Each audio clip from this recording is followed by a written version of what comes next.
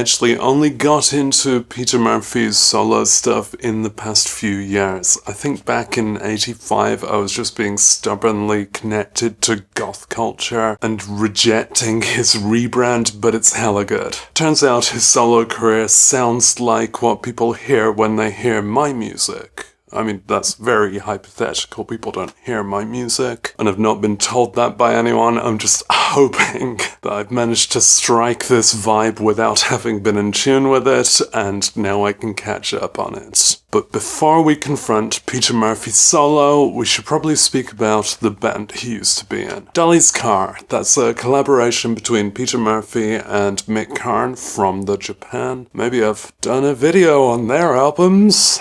And this manages to both entirely deliver on that Dream Team collaboration, like what you want from each of them, and technically not really have much of particular value on it at all. They're kind of just filling out time with their talents, and not much time. Some Dream Teams are better left in dreams. Still good. Murphy's solo starts out not quite sure-footed. He's relied on 2 cover songs on this one, and his original material is yet to reach the shape that I really respect. It's finding its way there in an abrasive post-punk. Notice whenever I say solo career, there probably is collaboration all the way down. Read the writing credits. There is a collaborator in songwriting on each album, and often a new one on each album, which can make for a new vibe. This music that's well above the watermark, especially for the mid-80s, come on. But we're gonna get around to much more impressive stuff. Such as this one, Peter's found a sprawling gothicity in his songs. Less punk, more mystic. He's reached his best phase, or at least his classic solo best phase. Peter's signature trick is choruses that feel like taking flight. Chef's kiss emoji. I had a rumor that Peter got some ribs removed so he could...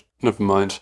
Deep really doubles down on it, picks everything that works in what he's done thus far and makes an album specifically out of that. The only letdown here is a CD bonus track that is just a longer version of the prior track, thus making it a very long version in total, the 2 together. Pointless, nearly dub remix to it. But if you can press stop before that, or just get one of the editions without it on, or you're listening to MP3s these days, that's what you do. You can just delete that MP3. MP3s are the new thing, right?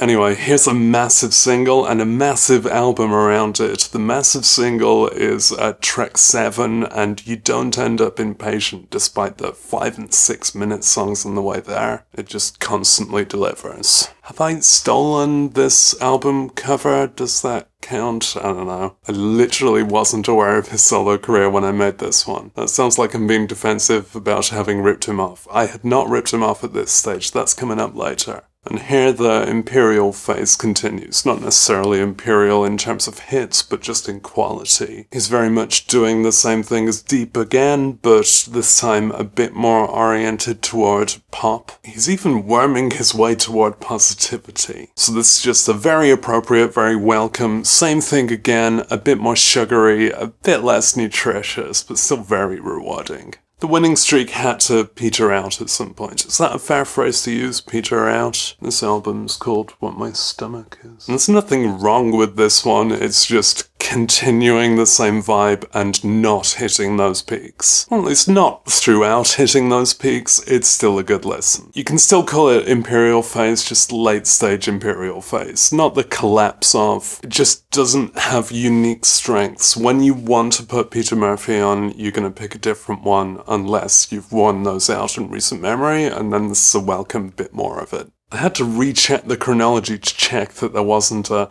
Fall of the Empire phase. Not that he was having hits, but Fall of the Creative Strength phase. I think Peter avoided that by waiting a few years and moving to Turkey, which you can very much hear in this music. Now, I don't know loads about Turkish culture. There is a desert there, and dust. Maybe the name hints it, maybe the coloring of the cover hints it, but to me it feels like desert sunburn from all the time I've spent getting sunburnt in a desert. It's an intentionally challenging listen, and the closest he gets to late period Scott Walker, with nary a track below 6.5 minutes, which sounds like a warning, and maybe it is. You won't frequently be ready to put this on. It's consciously a difficult listen, but when you're prepared to take that trip, it's a newly different peak to his career. It's his dark side. These tracks are hesitant and barren without being lacking. He arguably undermines the project by ending it with 2 reinterpretations of his own older tracks. Maybe we could just call those bonus tracks. You could easily cut them off and it's still already a quite long album. But with how cool these new versions of old songs are, it kind of suggests that he could have done a full disc of them. And just at the end of this album, that thought always occurs. I shouldn't let that undermine the whole piece itself. Painful but very laudable work. And then it's in a shattered case. It's also signed. Who would get rid of their signed Peter Murphy CD? Maybe they really don't like it, or they're dead, aren't they? The CD itself. Yeah, some kind of signature there. Shattered case. I mean, does that count as a signature? I really disparage signatures. We should just get them out of our culture. Just unshattering this and finding this is the one you'd really think was before that prior one. That's not how time works. No matter how I've tried to rearrange the calendar, all the numbers stay exactly in their place, because this ignores his new ideas on Dust, which, yeah, should have been a singular project, shouldn't really have had a sequel unless that sequel was just reinterpretations of his old songs. Whereas this is what he was doing in the 90s, petering out, as he makes it more poppy, more palatable, more positive, and kinda more hollow. This whole video is still really high standard stuff. I honestly prefer Peter Murphy's solo career to Bauhaus. I don't know if I'll get flack for that. I'm really into what he does in his solo career. It just shows a creative mind that's in the same lane as me, but pretty damn far ahead. Speaking of lanes, this is just a swerve toward the middle of the road. Nothing directly regrettable about it, except when you contrast it to the rest of his work. High standard, but down near the bar. His 9th album is called Ninth. Again, time has passed, and maybe Peter's used that time to recognize that he was sliding into irrelevance, and decided to focus on what he's best at and just make an album full of it. How directly rewarding this one is almost makes me feel guilty. It's kind of obvious that his fanbase would want exactly this, so maybe there's no challenge to a listener, but we've had Dust. There's no need for me to reinterpret brilliance as anything less than brilliance. And that is what Peter stepped all the way back to here. There was an extra B-sides release around here. I'm not considering it eligible for this video. It's expensive. They were collaborating on new music decades later, but Dalis died. That leaves a brief release, 5 tracks, one of which is a colour, but they've outdone their prior work, and it's only really brevity that holds this one down. This is what we wanted from the Dream Team. It just took decades of honing. It's a shame that they didn't manage to finish more of it. The 9th Lion.